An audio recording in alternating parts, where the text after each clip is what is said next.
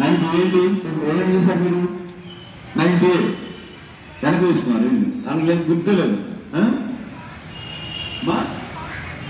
Constitution okay, very good. మరి చాలా బాగా కొన్ని టీమ్స్ అయితే మనసుకి హత్తుకుపోయింది. మరి రైతు ఒక అమ్మాయి స్లోగన్ పెట్టింది, ఏంటి లీడర్ పేరేంటి? పవిత్ర. పవిత్ర మరి స్లోగన్ పెట్టింది రైతు మీద. సైనికుడు చచ్చిపోతాడని తెలిసినా సరే యుద్ధానికి వెళ్తాడు, రైతుకి నష్టం వస్తుందని తెలిసినా సరే వ్యవసాయాన్ని వదలలేడు ఆ ప్రభుత్వం. ఎందుకని? మనం ఒక్కసారి ఆలోచించండి. మనం భోజనం చేస్తున్నాం, మన పళ్ళెంలో ఉన్న ప్రతి మెతుకు వెనకాల కూడా రైతు యొక్క శ్రమ ఉంటుంది. రైస్ ఎక్కడి నుంచి వస్తున్నాయి, అన్నం ఎక్కడి నుంచి వస్తుందంటే ఫ్యాక్టరీ నుంచి వస్తున్నాయి ఐడియా కొంతమంది కార్పొరేషన్లో చదివే పిల్లలకి ఐడియా ఉంటుంది. తెలియక అన్నం ఎక్కడి నుంచి వస్తుందంటే ఫ్యాక్టరీ నుంచి వస్తుందని అని చెప్పాడు పిల్లాడు. ఐఏఎస్ ఆఫీసర్ ఇంటర్వ్యూకి వెళ్ళింటాడు. ఐఏఎస్ ఆఫీసర్ ఇంటర్వ్యూకి వెళ్ళాడు, కార్పొరేట్ స్కూల్లో చదువుకున్నాడు. ఇంటర్వ్యూ బోర్డు అడిగినప్పుడు, అమ్మా నీకు భోజనం రైస్ ఎక్కడి నుంచి వస్తుంది అన్నము అంటే ఫ్యాక్టరీ నుంచి తయారు చేస్తుంది సార్ అన్నాడు. అతను మరి ఐఏఎస్ ఆఫీసర్గా సెలెక్ట్ అవుతాడా? అవడుగా. మరి సామాజికంగా మరి అనుబంధం ఉండాలి ఎవరికైనా సరే. మరి ప్రతి రంగంలోనూ సమాజంలో ఏ వ్యక్తులు ఎలా కష్టపడుతున్నారు అనేది మీరు పరిశీలించాలి. దాన్ని బట్టి మీ ప్రొఫెషన్ సెలెక్ట్ చేసుకోండి. రైతు చూడండి, చాలా మంది బాగా విద్యార్థులు, ఎడ్యుకేటెడ్ పర్సన్స్ కూడా జాబ్స్ వదిలేసి వచ్చి వ్యవసాయంలోకి వస్తున్నారు. ఎందుకని అగ్రికల్చర్ అనేది చేయాలి, మనం కూడా అగ్రికల్చర్ చేయాలి. ఆ రైతుకి ఎక్కడ నష్టాలు వస్తున్నాయి అనేది ప్లానింగ్ చేసి ఆ నష్టాలను పూడ్చాలి.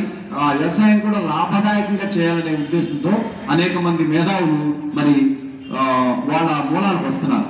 వాళ్ళ తాతలు తండ్రులు చేసిన పని చేద్దాం, అది ఇంకా మెరుగ్గా మా తాతలు తండ్రులు ఎలా ప్లానింగ్ పెడతారో ఆ ప్లానింగ్ సైడ్ చేసుకుందామని ఉద్దేశంతో. అందుకని మన తల్లిదండ్రులు చేసే వృత్తిని మనం కూడా గౌరవంగానే చూడాలి. అర్థమైందా?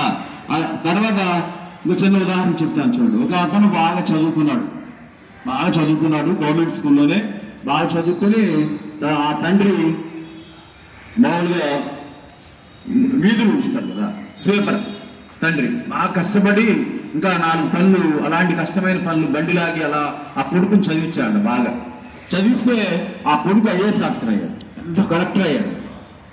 కలెక్టర్ అయిన తర్వాత తండ్రి కొడుకుని కలవడానికి ఆఫీస్కి వెళ్ళాడు. ఎలా వెళ్ళాడు? ఆ కాలుకు ఒక రకమైన చెప్పు, ఈ కాలుకు ఒక రకమైన చెప్పు. ఆ చెప్పు కుట్టుకున్నాడు. పంచికి కూడా 2-3 కుట్లు ఉన్నాయి. షర్టు కూడా వేసుకున్న, ఆ షర్టు కూడా చినిగిపోతే కుట్లు వేసుకున్నాడు.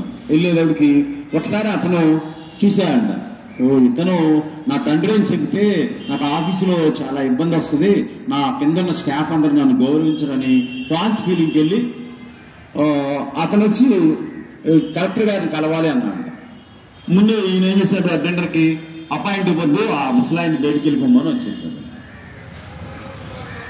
కానీ ఆ ముసలాయన తండ్రి చూశాడు, కొడుకు లోపల ఉండి కూడా ఇలా చెప్పించాడని. ఏంటి ముసలాయన, ఏంటి పని ఉండి వచ్చావు అని అడిగితే కలెక్టర్ గారితో పని ఉందని అని చెప్పేసి కళ్ళమ్మ నీళ్ళు గారిపోతే ఇంటికి వెళ్ళిపోయాడు. మరి అది సరైన పద్ధతేనా?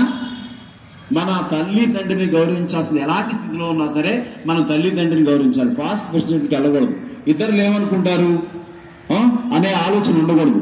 మన మూలాలు, మన తండ్రి తల్లి ముందు దైవాలు, వాళ్ళు ఎలాంటి పొజిషన్లో ఎంతో కష్టపడి మన ఆ పొజిషన్ తీసుకొచ్చారని మర్చిపోతే మనం ఎంత పొజిషన్కి వెళ్ళినా, ఐఏఎస్ ఆఫీసర్ వెళ్ళినా, ఇంకా కలెక్టర్ అయినా, లేదా ప్రైమ్ మినిస్టర్ అయినా సరే ఉపయోగం లేని చదువు, ఉపయోగం లేని విలువలు. అర్థమైందా? అందుకని మరి అలాంటి ఆలోచనలు లేకుండా తల్లి తండ్రిని గౌరవించడం నేర్చుకోండి. తర్వాత నెక్స్ట్ స్థానం ఎవరికి ఇవ్వాలి? తల్లిదండ్రుల తర్వాత ఎవరికి ఇవ్వాలి? గురువుకి ఇవ్వాలి. మరి గురువు కూడా అదే స్థానం ఇవ్వమని మనం భారతదేశం యొక్క మట్టిలో జీర్ణించుకుపోయింది. మరి అది మనం ఎప్పుడూ మర్చిపోకూడదు. గురువుగారు కనబడ్డారు, గురువుగారు లేదా మేడం గారు కనబడ్డారు.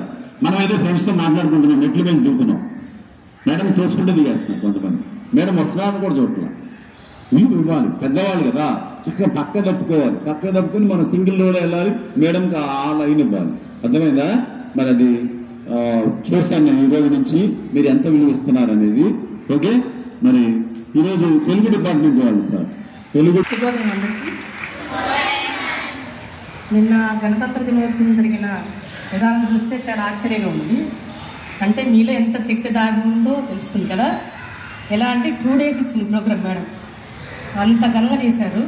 అంటే మీలో చాలా శక్తి దాగి ఉంది కదా. మరి ఇన్ని ప్రోగ్రామ్ చేయడానికి చాలా సక్సెస్ చేస్తున్నారు కదా మీరు. మరి ఎగ్జామ్స్ అప్పుడు చూడండి కదా, ఎగ్జామ్స్ కూడా మేము రాయగలం, అన్ని సబ్జెక్టులు మేము పాస్ అవ్వగలం, అంత శక్తి మీకు ఉంది కదా. ఆ శక్తిని రేపు FA3 ఎగ్జామ్లో చూపించారు.